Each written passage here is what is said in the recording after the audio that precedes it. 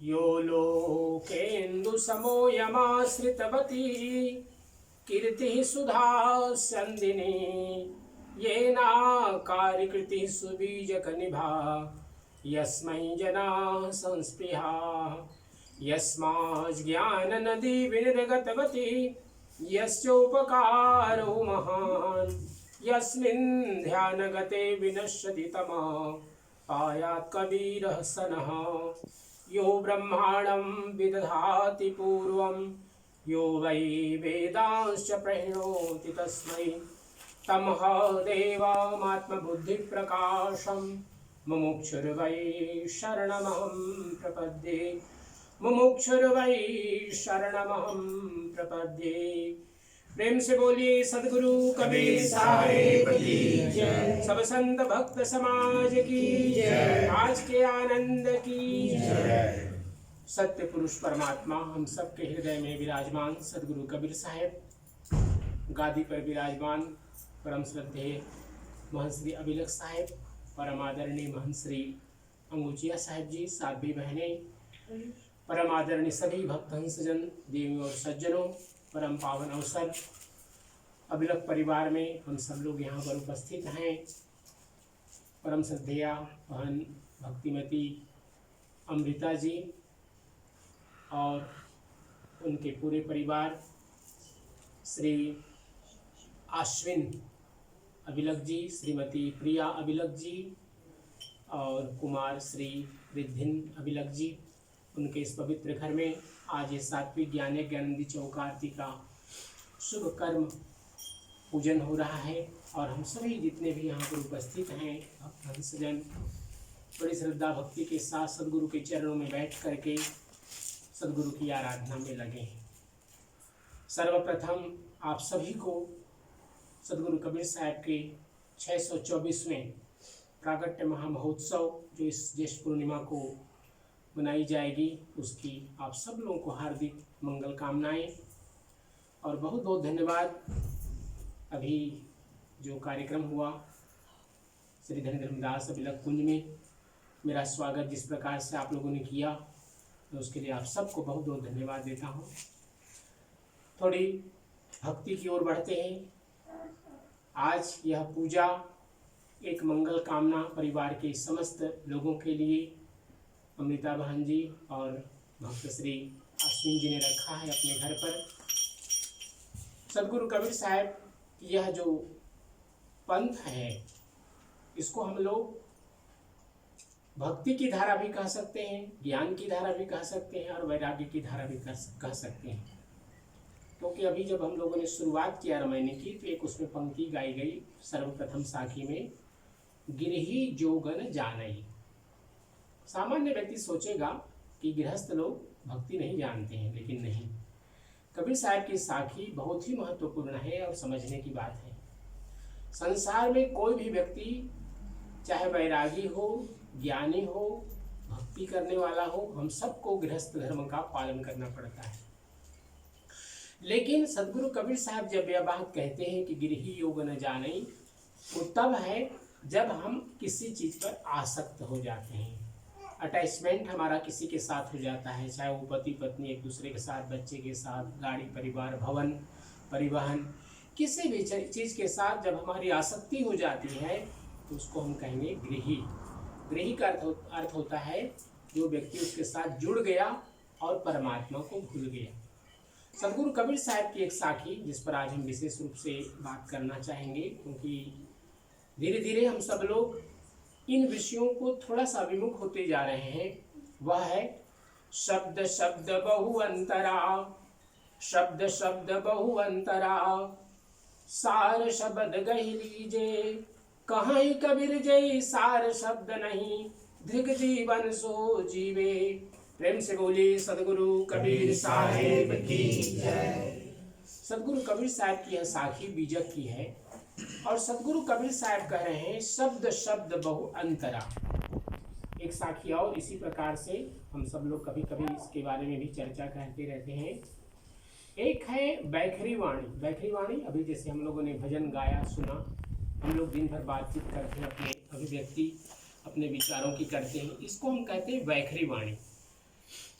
बैखरी वाणी का अर्थ होता है जो सामान्य, जिसको हम बोल सकते हैं, लिख सकते हैं, सुन सकते हैं, यह है बैखरी वाणी। लेकिन सदगुरु कबीर साहब जब इस बात को कह रहे हैं कि शब्द शब्द बहु अंतरा, वो शब्द कुछ और है, जिसकी ज्ञान गुदड़ी में चर्चा हुई कि शब्द न बिनसे देही, कहीं कबीर हम शब्द स्नेही। तो सदगुरु कबीर साहब क्यों इस वाणी को ज्ञान गुदड़ी में रखा? क्योंकि संसार परिवर्तनशील है। संसार में एक चीज जन्म लेता है, अपने जीवन को जीता है और एक दिन समाप्त हो जाता है।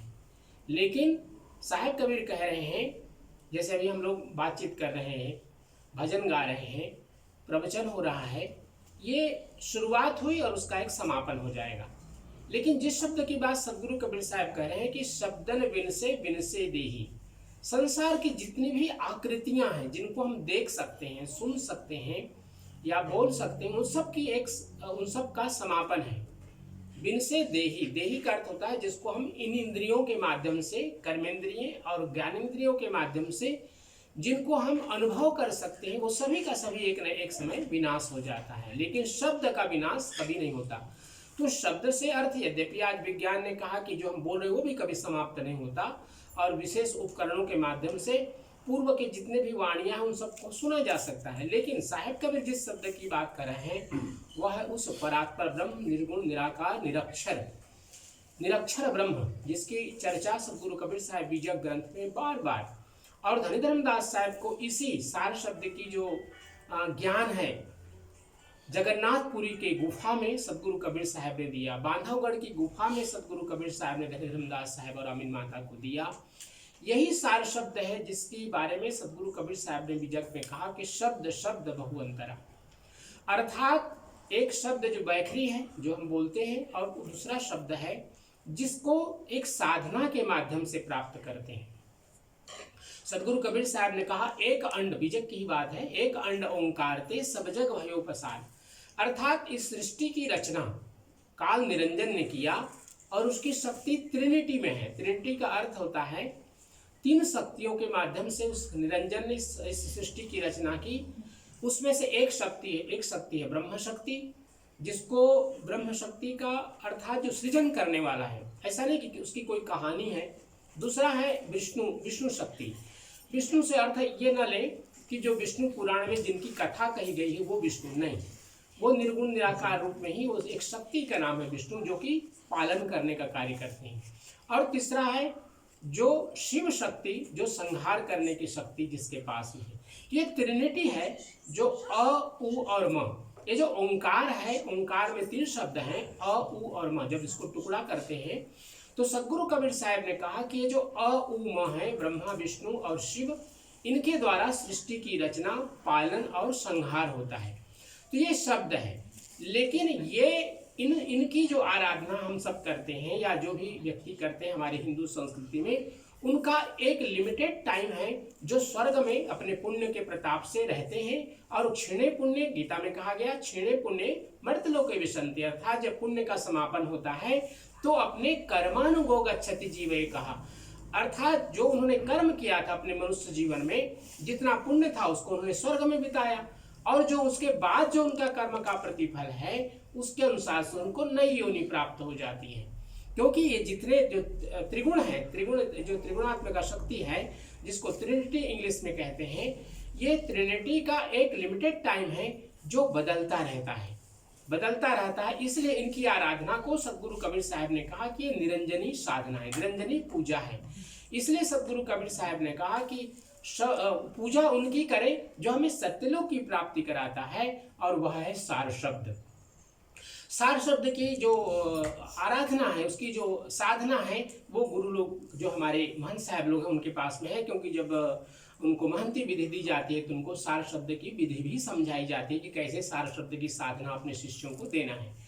तो सदगुरु कबीर साहब कह रहे हैं कि शब्दन बिनसे जेही, और जो ये जो शरीर है, शरीर के माध्यम से ही हम सब कार्य कर सकते हैं। क्योंकि अगर शरीर नहीं है तो किसी प्रकार की साधना ही नहीं की जा सकती है, खास करके जब हमारी इंद्रियां काम न कर रही हो तो। क्योंकि शरीर तो तब भी होता है जब एक डेड बॉडी है, शरीर उसके पास में है, लेकिन वहां पर उसकी शक्ति नहीं है, अर्थात उसमें जीवात्मा नहीं है। और इसलिए वह शरीर कोई कार्य नहीं कर सकता है, कोई कार्य को करने की उसमें शक्ति नहीं होती है। सदगुरु कबीर साहब कह रहे हैं कि एक शब्द गुरुदेव का ताका अनंत विचार, थाके मुनिजन पंडिता वेदन पावे पार। प्रेम से बोलिए सदगुरु कबीर साहिब की जय। सदगुरु कबीर साहब इसीलिए कह रहे हैं कि जब गुरु एक शब्द कहता है, एक वाक्य कहता है, तो उसका कितना महात्म्य है कि उसको वेद भी नहीं समझ पाते, मुनिजन भी नहीं समझ पाते। और इसीलिए जब गुरु की वाणी इस सार शब्द के बारे में होती है तो सीधे परमात्मा सत्यलोक से जोड़ने की शक्ति होती है। तो ये सार शब्द की साधना हम सब लोगों को सदगुरु कबीर साहब ने गुरुजनों के माध्यम से दिया है, और इस सार शब्द की साधना को हम सब लोग अपने जीवन में उतारें। यह सार शब्द की साधना न केवल हमारे इस मानव जीवन को सुचारू रूप से ले जाने के लिए समर्थ है, और बल्कि ये हमें सत्यलोक की प्राप्ति कराता है, जीवन मुक्ति को प्राप्त कराता है। इसका ये महत्व है, क्योंकि साहब कबीर एक साखिया और विजक में कहते हैं कि शब्द ही मारा गिर पड़ा, शब्द ही छोड़ा राज, जिन जिन शब्द विवेकिया तिनका सरिगो काज। प्रेम से बोली सदगुरु कबीर साहिब की जय। सदगुरु कबीर साहब इस शब्द के बारे में बहुत जगहों पर बात किए हैं। वो कहते हैं शब्द ही मारा गिर पड़ा। एक शब्द कोई इतना कड़वा बोलता है कि वो हृदय में आघात करता है, और कभी कभी आप देखे होंगे वो इतना ज़्यादा दुखदाई होता है कि व्यक्ति की समापन, व्यक्ति की मृत्यु हो जाती है। शब्द ही मारा गिर पड़ा और शब्द ही छोड़ा राज। जैसे कि हम लोग रामायण में जानते हैं कि शब्द ही के माध्यम से राम जी वनवास को गए। शब्द ही छोड़ा राज, और जिन जिन शब्द विवेक किया, जिन्होंने शब्द को समझ लिया, उनका सरिगव काज, अर्थात उन्होंने अपने जीवन को सार्थक बना लिया।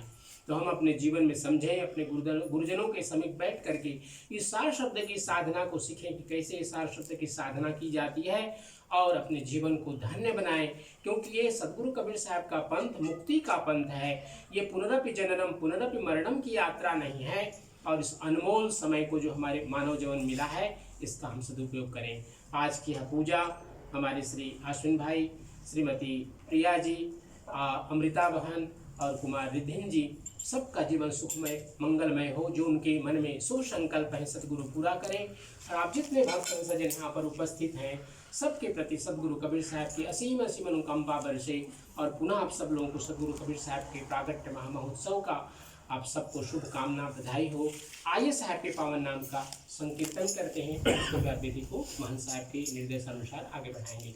सब लोग मिलके बोलेंगे सत्यनाम सत्यनाम सत्यनाम बोल, जय करुणामय सत्यनाम बोल, सत्यनाम सत्यनाम सत्यनाम बोल, जय करुणामय सत्यनाम बोल, सत्यनाम सत्यनाम सत्यनाम बोल, जय करुणामय सत्यनाम बोल, सत्यनाम सत्यनाम सत्यनाम बोल, जय करुणामय सत्यनाम बोल, सत्यनाम सत्यनाम सत्यनाम बोल, जय करुणामय सत्यनाम बोल, जय करुणामय सत्यनाम बोल। सद्गुरु कबीर साहिब की जय। सारे बंदगी सारे